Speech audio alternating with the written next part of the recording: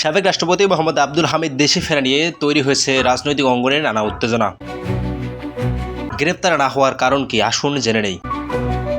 স্বরাষ্ট্র উপদেষ্টা lieutenant general অবসরপ্রাপ্ত জাহাঙ্গীর আলম চৌধুরী জানিয়েছেন, সাবেক রাষ্ট্রপতি আব্দুল হামিদের বিরুদ্ধে কোনো গ্রেপ্তারি পরোয়ানা নেই, ফলে তাকে গ্রেপ্তার করা সম্ভব হচ্ছে না। তিনি আরও বলেন, অভিযোগ প্রমাণিত হলে অবশ্যই আইনি ব্যবস্থা গ্রহণ করা হবে।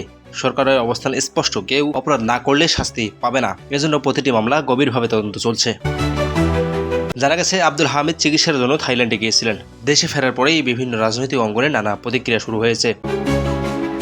কিশোরগঞ্জে ছাত্র আন্দোলনের গুলি ও হামলার অভিযোগে সাবেক রাষ্ট্রপতি আব্দুল হামিদ ও প্রধানমন্ত্রী শেখ হাসিনা ও শেখ রেহানা, সজীব ওয়াজেদ জয় সহ 114 জনের বিরুদ্ধে মামলা হয়েছিল। স্বরাষ্ট্র উপদেষ্টা জানিয়েছে, এই মামলা তদন্ত চলছে এবং তদন্ত ভিত্তিতে ব্যবস্থা গ্রহণ করা হবে।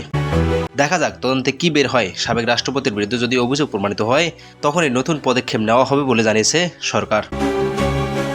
নিউজ ডেস্ক, পাগলাম টেলিভিশন।